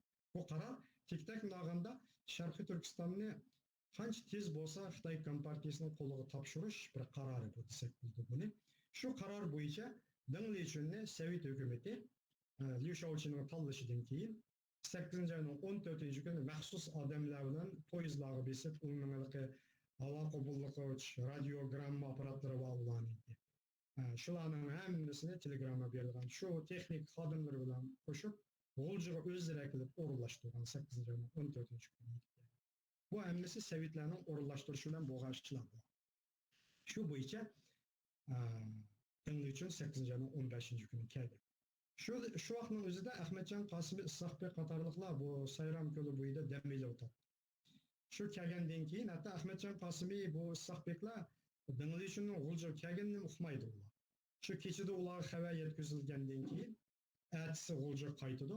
Ammo Dingli uchun kelib 2 kungacha Ahmadjon Qosimiy qatorliqlar Isoqbeklar Dingli uchun bilan rasmiy ko'rishmagan. Faqat 8 ayning 17 kuni yani Dingli uchun kelib, ya'ni 2 kundan keyin 3 kuni kechiga to'g'rilab Sovetning konsulininki o'ttirib tushishi bilan G'uljida ko'rishgan. Dingli uchun o'zining telegramida shunday deydi. Ham buni suhbat deb ataydi. Tushunadi? Ko'rish emas, suhbat deb ataydi. Shunlar ikki taraf orasida bir suhbatlar bo'ldi. Shu suhbatlardan keyin ondan yana o'zi bir qism ma'lumotlarni berdi, ammo konkret nima suhbatlar bo'ldi, amaliy jarayonlarini biz tafsil bilmaymiz. Ular balki maxfiy bo'lishi mumkin. O telegrammalarda e'lon qilinganlar faqat uning bir qism qisqartirilgan nusxalari bo'lishi tabiiy. 8 ayning 19 kuni ondan Mao Zedongning o'z imzosi bilan Mao Zedongningki qalam bilan evatilgan Ahmadjon Qosimiy boshliq bu ili rahbarlarini Beijingdagi siyosiy maslahat kengashi yig'iniga chaqirish taklif etildi. Ammo o taklif kelib, o kuni uning qo'liga bergandimi, o kuni ham javob berilmaydi. Javob faqat ertasi Ahmadjon Qosimiylar muzokaralardan keyin ertasi 20-sida ondan javob yozib, vakil evatishga biz qo'shilamiz degan bir javobni yozib berdi. Bu yer silish to'sanglar Mao Zedongning telegramması night uzun, necha 10 jumla. Ammo Ahmadjon Qosimiyning hozir ham telegramma shu xat deyilgan nusxasida endi night 3 jumla, uzun jumlani qo'shsak 3 jumlalik gap, ortiq gap yo'q. Bo'ladi. 8 ayning 22 kuni bular endi Olmutaga boradi, shu Beijingdagi yig'in qatnashadi degan nom bilan. Ondan keyin bular anotgan aeroplan voqeasida o'ldi degan masala shundan keyin kelib chiqqan. Aeroplan voqeasi o bu degan gaplar bor, hozirgacha e'lon qilingan nusxa. Demak, Ahmadjon Qosimiylar mana shu 8 ayning 22 kuni G'uljadan ayrilgandan keyin 8 ayning 27 kuni Xitoy kommunistlari keyin Bayqal ko'li bo'yida aeroplan qazosiga uchradi deydi. Keyingi ba'zi topilgan ba'zi hujjatlarda shunday bir aeroplan 8 ayning 25 kuni Bayqal ko'li bo'yidagi Qabardaban deydigan bir joyda Buryatiya Jumhuriyatida tushib ketganligi keyingi vaqtlardagi ba'zi bir hujjatlarda e'lon qilindi shu aeroplanning jarayonlari. Bu ayrim tema hamda uzun tema, onun haqqida keyin ayrim bir so'zlasak bo'ladi bu jarayon. Albatta Ahmadjon Qosimiy qatorliqlar zaten nim bo'ldi, qandoq o'ldi, shu aeroplanda o'ldimi, haqiqatan shu uchish safarida aeroplanning ichida shuli bormidi, shu aeroplan tushib ketdimi, o'zi tushib ketdimi yoki tushirib etildi-mi?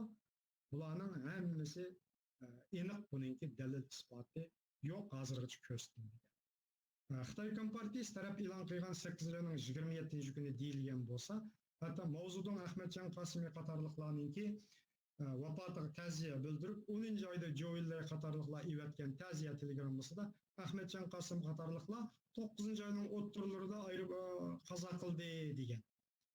Acaba ular aniq bir chislani bilmamda, ayında qalayimxon yozib qo'yamda, 8 ayning 27 desa bu 9-oyning o'ttirlaridan shuni o'xshash nurg'unlagan bir jumlaliklar bor. Ammo Uyg'urlarning o'zining manbalarida, o'zining turli uchurlarda keyingi vaqtlarda bu Sovet hokimiyatining shu G'uljida 43-yildan 49-yilning oxirisiga tugan xodimi Hokim Jabbor Yorullo Bekovning keyingi vaqtlarda bu Ashur Voidi, Asim Boqiy va boshqalarga deb berganlari bo'yicha Ahmadjon Qosimiyninki unda aeroplan emas, Moskvaga olib berilib, Moskvada o'ldirilganligiga oid ba'zi bir ma'lumotlar o'tirib chiqqan. Bununla oid turli hamda versiyalar, ya'ni turli bir uchurlar, ma'lumotlar bor. Ammo Ahmadjon Qosimiylarning bir o'ldirishga uchraganligi, qanday shaklda o'ldirishga uchraganligi tabiiy emas, bir hodisa emas, o'ldirishga uchraganligi mutlaq ko'p qism ayni vaqtdagi inqilob shohidlari, Ahmadjon Qosimiyning sabdoshlari, Ahmadjon Qosimiy bilan birga ishlaganlar, Ziyo Samadiy va boshqa nurg'unlagan shu kishilar o'xshash shu nuqtadan qaraydi. Ya'ni ular hech kim Ahmadjon Qosimiy qatorliqlarning aeroplanda o'zligidan o hodisaga uchraganligiga hech kim ishonmagan. Hatto ularning aeroplanda o'lib ketganiga shunday bir qazoga uchraganligiga ayni vaqtdagi g'ulji qilayotgan Sovet ittifoqining jasuslari, ya'ni NKVDning xodimlari bo'lgan İskender, Ali Efendi va Zakir Efendilarning keyingi vaqtlarda yozishgan xatlari bor. Shundaqla ularning 49-yili 9 ayning 24 kunida yozgan Ali Efendi yozgan Ivanov İskenderning yozgan xati bor. Nusxalari mening qo'limda bor. Shularni gumon qilgan. Shu Sovet ittifoqining xodimlarimi bularning aeroplan qazosi uchradi deganiga shularni gumon qilgan. Bu gumonni boshqalar emas, manbalar bo'yicha qaraganda. Shular gumon qilgan yerda boshqalar endi albatta gumon qila olsa normal ahvolda qarashga bo'ladi. Ammo uning bir dalil, isbot, fakt, aniq bir narsa hozirgacha ko'rsatilmaganligi uchun hujjat kishilar endi gumon qilsa qilaverdi. Mana shunda bo'lgandan keyin uning o'rniga Sayfiddin darhol Beyjingga berib, Sayfiddin andin bu yig'inga saqlanib qatnashdi. Sayfiddin Aziz G'uljidagi bu dinleyishimi 9 ayning 3-kuni darhol 9 ayning 15-kuni Sovet tarafininki o'rinlashtirishi bo'yicha nimaga qaytib kelib, Urumchiga kelib, Burhan shahidining uyiga tushib, bu Urumchidagi Gomindanning tavsiya boshliq, shu vaqtdagi Yechen Obo deydi, Gomindan generallari. Shularni taslim qilish, Kompartiyaga taslim qilish ishiga tutish qildi. Ichki jihatdan. Bunga Mao Zedong shu vaqtda Beyjingda turayotgan Gomindanning sobiq amaldori Jiang Zhezongning o'ttirig'iga tushirdi. U xatibatib ularga taslim bo'lishga tavsiya qildi. Bir yoqdan Sovetninki Urumchidagi konsulxonasi bular harakat qildi. Taraf-tarafdan harakat qilish orqali bu Tavsiyo, Burhan qatorliqlar oxiri Gomindanning yana bir guruhi bor bu Urumchidagi. Bu Yechen, Ma Chengshang bu Tungan 5-Tungan bu korpusning komandiri. Bular qat'iy taslim bo'lmaymiz, kommunistlar armiyasi bilan so'qishimiz deydigan guruh bular. Bularning orasida ziddiyat bor. Hatto ular tavsiyalarni qo'lga olish planini tuzgan. Mana shunday harakatlar bo'libmi Sovetlarning o'ynagan roli zo'r bu jihatda oxirgi hisobda bular Hindistonga ketishga ma'qul bo'lib, bu tavsiya bilan Burhan 9 ayning 24-25 kunlari Mao Zedongga telegramma yo'llatib taslim bo'lganligini e'lon qildi. Ammo G'uljida u vaqtida ya'ni hukumat texi mavjud, oy yulduzliq bayroq texi esilig'liq, milliy armiya texi bor hammasi. Ular nima bo'layotganligini bilmaydi. Ahmadjonlarning taqdiri mish-mish gaplar chiqishga boshlagan hech kim bilmaydi. Bu o'zgarishlardan xabarsiz. Ahmadjon Qosimiylar mengishning oldida, Olmutaga mengishning oldida milliy armiyaning butun bosh qo'mondonlik huquqini general Isoqbek Leskinga topshirgan. Leskin bir Rus G'uljidagi, shu vaqtdagi milliy armiya Kansay polkining komandiri edi. U asl Sovet ittifoqining ishonchli odami. Fatih Leskinga topshirgan. Bütün bexatarlik ishlarini yani o'zining odamiga topshirgan. İttifaqninki shu vaqtdagi eng oliy bir rahbarlik organi bo'lgan partiya Tinchlikni, demokratiyani qo'llash ittifoqi degan. İttifaqninki vaqtliq rais o'rnida Sayfiddinga qo'ygan, lekin Sayfiddin ketgandan keyin u Asad Iskoqov degan kishi, ham tatar kishi, u kishining qo'liga qolgan. Demak, mushu kishilar bütün azod 3 viloyat, Sharqiy Turkistonninki her jihatdan kontrolligini shular qo'lga tutib qo'ygan. Oxiri Sayfiddin Beyjingdagi bu yig'inga qatnashdi. 10 ayning 1-kuni Jumhur Xalq Jamhuriyati, Xitoy Xalq Jamhuriyati qurilganligi e'lon qilindi.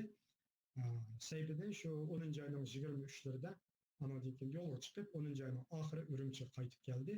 Taki xalq G'uljidagi xalqlar Ahmadjon Qosimiy qatorliqlarninki bu vafot bo'lganligini, qazo qilganligini hech kim bilmadi. Bu mutlaq maxfiy tutildi. Bu vaqtda hujjatlar bor. Kompartiya taraf bu ishni ularning G'ulji xalqidan maxfiy tutdi. Xalq bilmadi buni. Faqat Sayfiddin shu 11-oyda G'uljiga kelgandan keyin shu yerda rasmiy e'lon qildi. E'lon qilgan xalqchi jig'izari qayg'alar. Bunga yana ishonmasliklar bo'ldi. Umuman Xitoy ozodlik armiyasi taki shu hamma ishlar bitib bo'lib, Ahmadjonlar ko'zdan yo'qotilib, hamma ishlar tamom bo'lgandan keyin 49-yilda 10-oyning 10-kuni Juchanga yig'ilgan butun Xitoy ozodlik armiyasining birinchi armiyasi deydi, Wang Jun boshchiligidagi. Uning shu tarkibida 3 armiya korpus bor. Bular umumimizdagi holda Uyg'urlar diyoriga yurishni boshladi. Yurishni boshlab 10-oyning 20-kuni bir tank Bronevik polki Urumchiga kirdi. Kalan koşullar Ürümçi, Kirme, Astastamış, Karşı ama Canıp yönünüş boyunca caylarga Canıp bu vilayetlerge yürüyüş kıldı. Mana şu vaktin özünde Sovet hükümeti, Stalin hükümeti, Xitay Azadlık Armiyasının bu Şarkı Türkistan'ı tez işgal kılışı için, koşullarını tez yötkep kılışı için 40 tane ayıplan, toşuğucu ayıplan çıkarıp bu ayıplanlarını Cüçengi üret.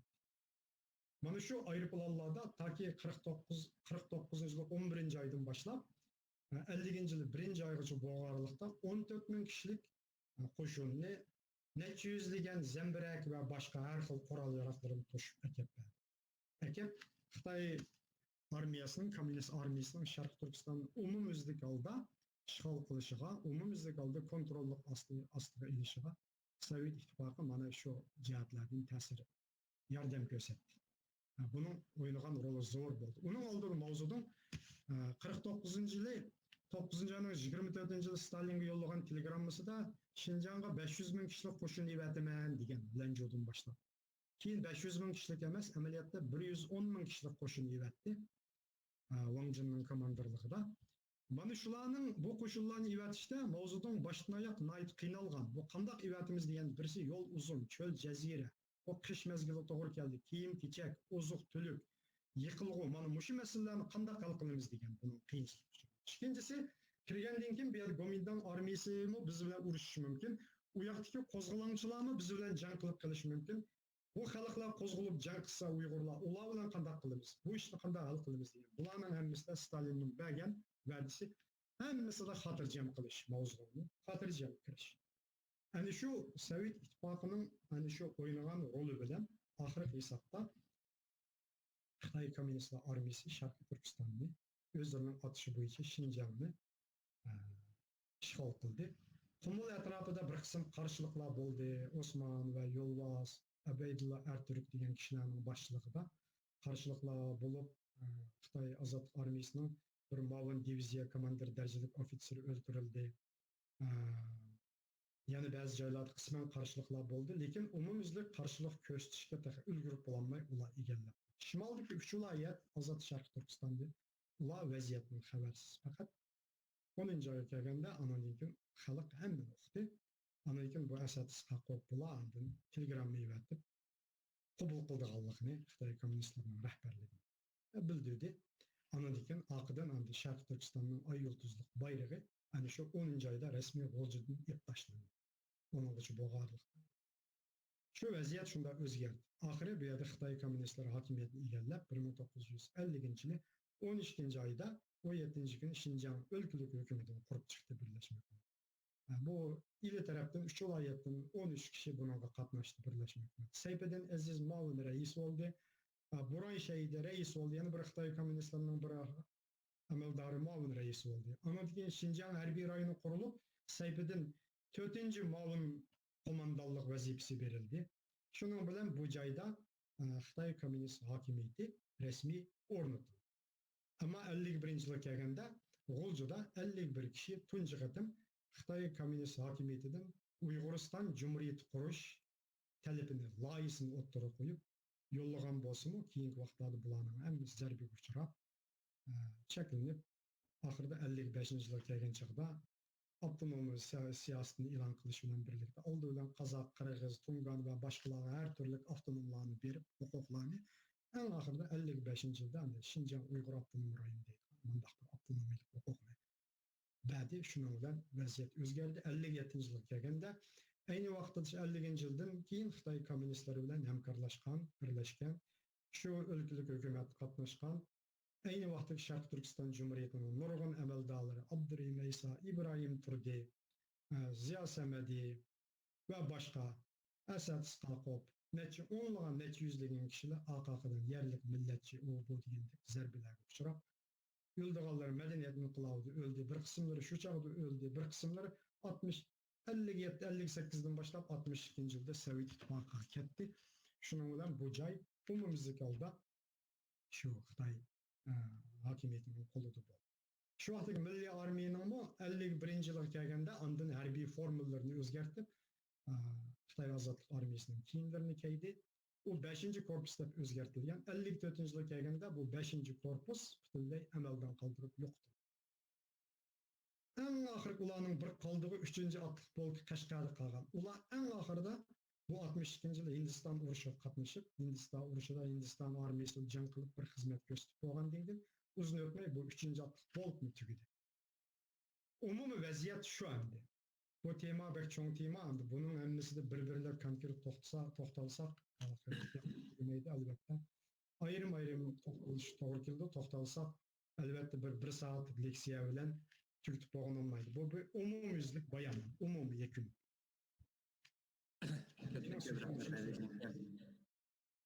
Bugün bunday qilsa leksiyangizni oxirlashtiramiz. Ha. Hozir qancha soat qancha oldi-ki hozir? Hozir 12:40 o'tdi. O'ylaganimizning ko'pchilik kechirsizlar boshda 10 minutdan 10-15 minut saqlash olib ketdi. Shunga uzrab ketib qoldi vaqtimiz.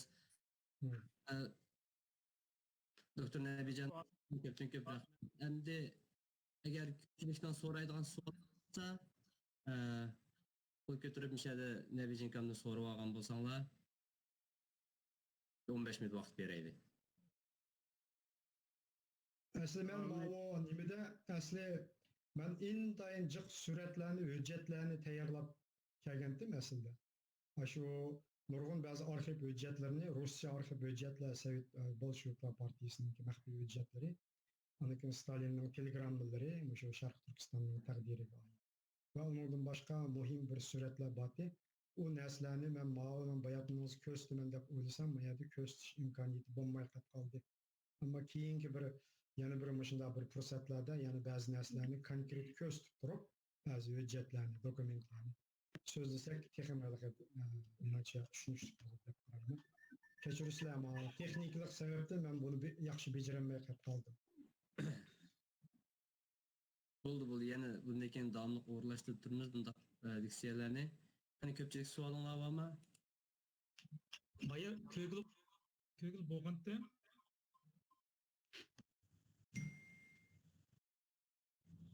Hozir endi asosan tugab qolibdi. Men ko'p bir savol tushib.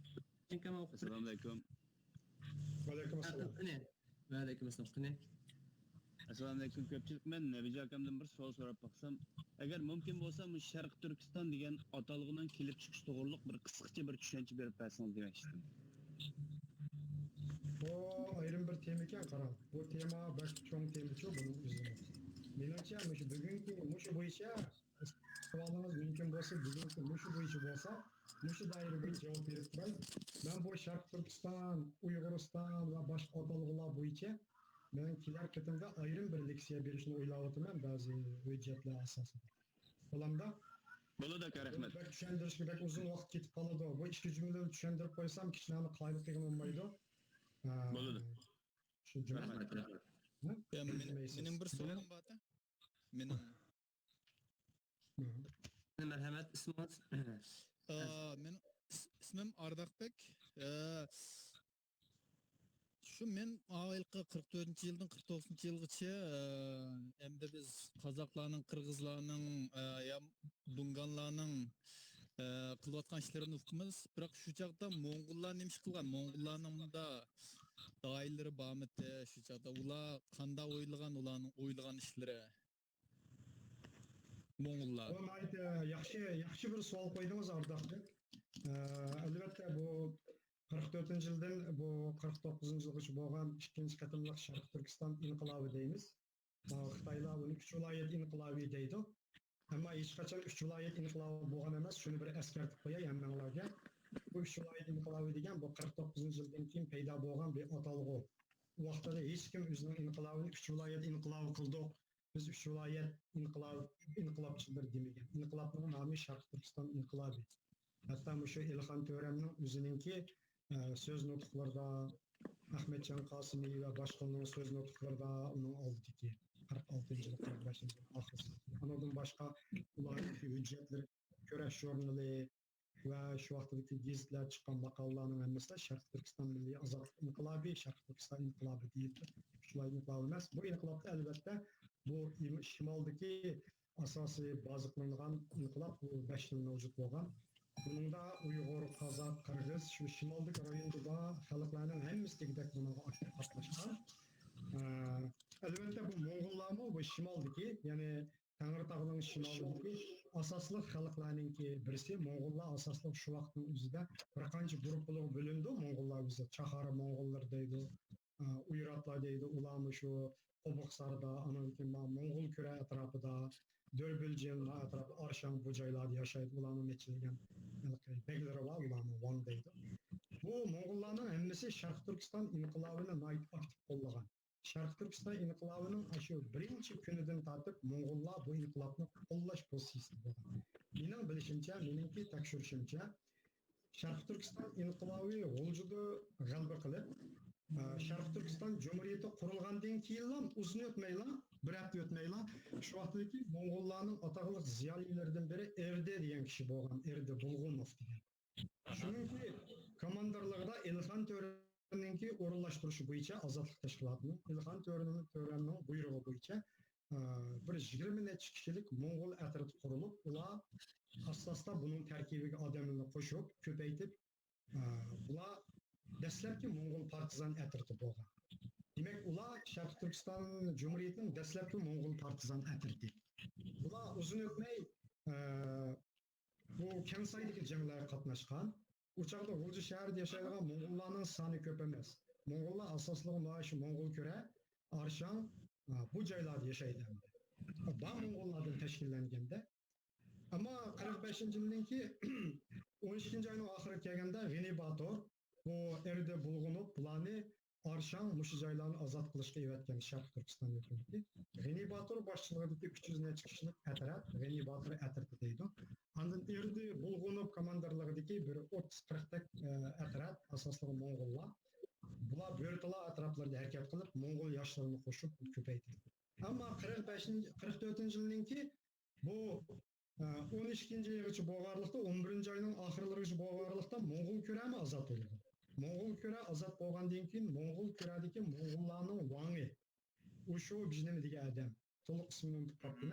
U Vangi shu joydagi Mo'g'ullarning hammasini qo'zg'ab, Ilxon To'rini himoya qilib, Sharq Turkiston inqilobiga qatnashdi bular. Qatnashib, dastlabki Mo'g'ul partizan atratini qurib chiqdi bular. Shundan bu joylardan bularning qo'shinlari shakllanadi Mo'g'ullarning. Mo'g'ullar demak asosi kuchayib, eng oxirida bu Erdi Bulg'unovninki atrati Arshan Bo'rtalalar ozod qilingandan keyin texnik ko'payib, bir cho'ng divizionga aylandi. Eng oxirida bir polk darajasiga yetadi, 900 necha kishilik. Bu Mo'g'ullarning hammasi boshqa Sharq Turkiston hukumatini qo'llash, Sharq Turkiston hukumati tarafida turib, shu o'zining hukumatida kurash qilish shu nima bo'lgan. Tarboqdaydagi Mo'g'ullar buni aktiv qatnashdi. Mo'g'ul tilida gazetlar chiqariladi. Ammo 47-yil 7-oyga kelganda bu 2-oyga kelganda Urumchi Gomindan doiralari Mo'g'ullarning ichini parchalash uchun bu Yulduz tarafdagi bu Chavjaq deydigan Mo'g'ullarning o'g'illari va nimadagi bu Qo'buqsardagi. Ularni odam evatib, u Mo'g'ullarni ichki jihatdan qo'zg'ab, bu G'uljiga qarshi isyon ko'tarmoqchi bo'lgan, lekin bularning hammasi o'xshashda mag'lub bo'lib, g'alaba qilolmagan. G'uljida Mo'g'ul madaniyat aqartish jamiyatlari qurilgan. Bularning hammasi o'xshashla shuningda muhim rol o'ynagan.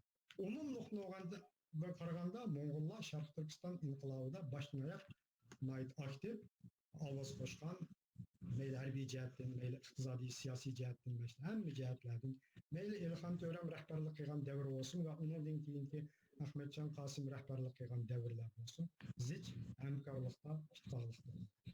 Bu Oltoy tavasida Mo'g'ullar bo'lgan. U Mo'g'ullarning bir qismi burun Osmon Boturninki bu janglarga qatnashgan. Keyin bu Dalilxonning rahbarligidagi davrda Mo'g'ullar yana o'xshash Oltoy tavasidagi yana o'xshash hamkorliklar bo'ldi. Rahmat Navijinka. Harakat qiluvchilar Mo'g'ullar. Mo'g'ullarning eng yuqori darajada Erdi Bulg'unovga podpolkovnik darajalik unvon berilgan. Ondan Yulduzdimi Yulduz Nayzini ta'sis qilgan. Mo'g'ul divizionining masalan Erdi Bulg'unov o polk komandiri bo'lsa, To'xta Iminov deydigan bir Uyg'ur uning siyosiy komissari bo'lgan. Demak, Mo'g'ullar muhim bir omil bu inqilob. Taxminan bir Mo'g'ullardan tuzilgan qo'shin Yulduzdagi bir divizion Moğol Kore'deki bir divizyon, AO polk hesaplaganda taxminan ilgiri keyin 2000 gacha bo'lgan Moğol Milliy armiyaning jangchi ofitserlariga aylanganda bu. Assalomu alaykum. Oldu. Ben köpçük keçirişler başlığı chat yazıtken ben baş soru ötey. Ahmetcan Qasım qatarlıq rəhbərlərinin ayni çağda Moskvaga qismən vəkillərini evet alışı yoxmu deydi. Nima üçün özləri çoxun bağımsız olmaydigan bo'lib qolgan deb savol chiqdi. Shunga bir javob bergan Bu bo'lsangiz. aytay bir savol albatta bu Uyg'urlar qo'yilgan savol Ahmetcanlar o'zi bormay boshqani ivasi bo'lmamdi deydigancha. Albatta o gaplar burunmu bo'lib ekan Ahmetcan o'zi bormay o'zining o'rni saybidan boradigan hatto boshqa boradigan muzokaralarni bo'lib ekancha necha kunning ichida. Lekin eng oxirgi tanlashda shu Ahmetcanning berishi belgilanib ekan. Endi ular shu vaqtning o'zida hozir biz aniq bir hujjatni bilmaymiz. Ular Beijingga boramiz deb mangdimi, Moskvaga boramiz deb mangdimi, oldili Olmutaga keldi-ku ular zaten. Ama resmi hujjatlarda Olmut orqali Beijingga bormoqchi deyiladi. Ama onun ichki jihatda har xil Uyg'urlarning tarixiy shohidlarning qiyoslari bor. Onu so'zlasak belki cho'ng tema. Onu biz bilmaymiz. Ahvoldan qaraganda Ahmetcan Qasimiy qatorliqlarninki bu Olmutaga asosli armiyaning bosh qo'mondoni general Issoqbek, Ma'lum bosh qo'mondoni general Dalqan Sugurbayev, shuningdek Ahmetcan Qasimiy ittifoqning tashviqot ishlari mas'uli bu Abdukarim Abbosov qatorliqlarning asosli rahbarlarining Olmutaga berishi, Olmutada bir qatimliq bir uchrashuv suhbatlar oldili Olmutaga bo'lgancha bu yerda. Ular G'o'jda nima dinli uchun bir so'zish bo'lishi bilan birlikda buningda Sovet ittifoqining taraflari ham tushadi. Ba'zi bir ma'lumotlarga qaraganda Ahmetcan Qosimiylar zaten Beijingga berib qolsa, unga nima talabni o'tirib qo'ymoqchi degan masala chiqqan. Ba'zilar mustaqillikni o'tirib qo'ymoqchi deydi, ba'zilar bir ittifoqdosh jumhuriyat bo'lishini o'tirib qo'ymoqchi deydi. Har xil narsalar bor. Zaten Sharq Turkiston xalqining manfaatlarini ching tutish, manfaatlaridan voz kechmaslik bu umum bir prinsip. Uning ichidagi mazmunlar qanday bo'ldi ayrim bir masala. Zaten ularning qo'lida bir programma bormidi degan nuqta bor. Unda bir programma bo'lgan. Ahmetcan Qasimiy o'zi bir programma tuzib chiqqan loyiha. Bu loyihani hatto Ziyo Samadiyning xotirlashicha 5 moddalik bir loyiha, bir federatsiya loyihasi deydi. Ya'ni Xitoyga qo'shilib qolsak, Xitoy Xalq Cumhuriyati tarkibiga federatsiyalik o'lcham bo'yicha o'zlarining 21-yildan tortib e'lon qilib kelgan federatsiyalik tuzum quramiz degan. Xohlasa bu millatlar chiqib kelsa bo'ldi, xohlasa kirsa bo'ldi deydigan prinsip bo'yicha shu o'lcham bo'yicha kiramiz deydigan 5 moddalik bir shartni qo'ygan. Bu Sovet ittifoqi tarafga yoqmagan, chunki ular tinch berib, yig'inga hech qanday shart qo'ymay, bu yig'inda hech qanday federatsiya, hech qanday muxtariyat, hech qanday ittifoqdosh jumhuriyat masalasi muzokara qilmaydi. O bekitib bitilgancha Stalin zaten tez qur bu jumhuriyatni deb o'zi e'lon qilgan narsa. Shular bo'lganligi uchun bu narsa yoqmagan, ularni eng yaxshisi Olmutaga chaqib berib, shu Olmutada so'zlash jarayonida andin oxiri bularning yo'lini bekitgan deydigan gaplar bor. Bu nuqtadan qaraganda Ahmetcan Qasimiy qatorliqlarning o'zining berishi, demak, eng yuqori darajadagi rahbar o'zlarining berib bu masalani o'zlarining hal qilish qaroriga kelgan bo'lishi mumkin. Evatgan vakillar endi qanday darajada vakil bordi, u vakillar nima ishlarni qila oladi bilinmaydi. Birisi. Ikkinchisi, cho'qim yuqoridan shu oliy rahbarlar kelsin degan bir taklif bo'lganligi uchun shu taklif bo'yicha borgan har xil hamda qarazlar bor. Ehtimollik shu bo'lishi mumkin. Benim bir sualım vardı ahırda. Menimcha nima Quddus hozir bek ketib qoldi, bek uzun so'zlab ketib qoldi. Mening yana ozroq bir ishlarim bor edi. Qapımızsanlar müşinçlik bolsa söhbetimiz şu bugünkü. Keyin yana bir ayrım bir o'rinlashtirsanlar, andın oxirgi taqdir va boshqa masalalarda yana ayrim konkret so'zlashsak. Bo'lamdi? Bir savol bor edi. Ko'pchilik qarindoshlar xapimay to'g'ri tushungan bo'lsalar, Nebejing Aldirash adam boshqa leksiyasidan bo'xshaydi. Hech kim avval qaranglashgan to'q. Ko'pchilikning savoliga hammasiga javob berib bo'lish mumkin emas. Bugun sen kechikish bo'lib qoldi, oldida 10-15 minutda kechirim so'raymiz. Bundan keyin davomli abay deb o'tgandek, Nebejing akamning kitobi chiqish oldida bu odamda nurg'unlagan mazmunlar bor. Shunga lekin davomli biz bunlar leksiyalar taklif qilamiz. Shu vaqtda yana ko'pchilikning yana aktiv qatnashib savol so'rashinglarni umid qilamiz. Bugun rahmat Nabijinka, sizga ko'pdan-ko'p rahmat. Mening shu hozir Quddus degandek, 12 tomlik Uyg'ur umumiy tarixi nomli asrimning qadimdan tortib shu 90-yillargacha bo'lgan 12 tom kitobninki dastlabki 4 tomi 1943-yildan 49-yilgacha bo'lgan 6 yillik davrga bo'libmi ikkinchi Sharq Turkiston Jumhuriyatiga bag'ishlangancha. Bu har birisi 800-900 betdan to'g'ri keladi. 44-yildan 45-yil birinchi oygacha bo'lgan bir ton, birinchi oydan tortib toki 46-oltinchi oygacha bir ton, 7-ci oydan tortib toki shu 49-yilgacha bo'lgan bir ton. Amerika Sharq Turkiston Cumhuriyetining davlatchilik siyosati, davlatchilik qurilmasi degan ayrim bir ton, madaniyat, ma'rif, iqtisod, savdo hammasi ayrim bir ton. Buningki oxirgi tomi shu 49-yilgacha bo'lgan tomida butun hujjat, dokumentlar ko'rsatildi. Ahmedjon Qosimiyevning oxirgi taqdiri, mush aeroplan qazosi va boshqa Xitoy armiyasining kirishi, oxirgi 47, 48, 49-dagi to'qinishlar, xalqaro arxiv ko'rinishi, ichki munosabatlar, Xitoy vaziyati va boshqa atrofdagi munosabatlar qatorliq umum masalalar keng kushada bayon qilindi, analiz qilindi. Xudoyim bursa, yaqindan boshlab bu tomlar chiqishga boshlaydi. Balkim yilning oxirigacha Xudoyim bursa mush tomlarni ko'rish imkoniyati bo'ldi. Ya'ni nurg'un javoblarni balkim shundan olasizlar. Albatta savollar mangu tugamaydi Uyg'urning tarixida. Uyg'urning siyosiy qismati mangu savol bilan to'lgan, bir javob bilan mangu hech kimni qoyil qilgan bo'lmasligi mumkin. Bu sirlar, nurg'un sirlar ichilishni kutadi. Ichilmasa o sirlarni faqat qiyosga, farazga tayinimiz nurg'un masalalar. Men endi har qanday narsani cho'rtga xulosa chiqarmayman, cho'qim bir dokument, hujjat asosi bo'lmasa, shu hujjatlarga tayinish asos qilingan shu kitoblarni Xudoyim biz o'qiysizlar. Shuning bugun ko'p rahmat, shunchalik vaqt chiqarib sizlarni anglag'anlarga. Ya'ni keyin ham davomli so'zlashib, ya'ni shunday bir fursatlarni yaratib bersa Uyg'ur akademiyasi Amerika. Allohga ko'p rahmat, biz rahmat. Ko'p rahmat Nabijinka. Ko'pchilik qarindoshlar andan keyin Amerika Uyg'ur akademiyasi Facebookga to'g'ri betiga ergashib olgan bo'lsanglar, davomli shu yerda yangi mazmunlarni, masalan bugungi leksiyalarni ma'nosini edit qilib qo'ygandan keyin biz yana to'g'ri betimizga chaplaymiz. Yana qaymoq qolgan mazmunlar yoki unisi yana bilishtiga chiqishlar bo'lsa, yana videodan ko'rib saq bo'ldi. Bugun ko'pchilik ko'p rahmat. Bugun mishal oxirlashtiraydi unda bo'lsa, Nabijinka sizga ko'p rahmat. Sizga ko'p rahmat, hammanglarga rahmat. Qari kun muborak bo'lsin. Keyin qatim tamom bo'ladi. Bugun deyishgan 11dan 1-2 soat bo'libdi. Rahmat ko'pchilik. Bugungi yig'in leksiya Xudoga omonat, hammanglar omon bo'linglar. Yana ko'rishimiz Xudoyim bersin. Allohga omonat.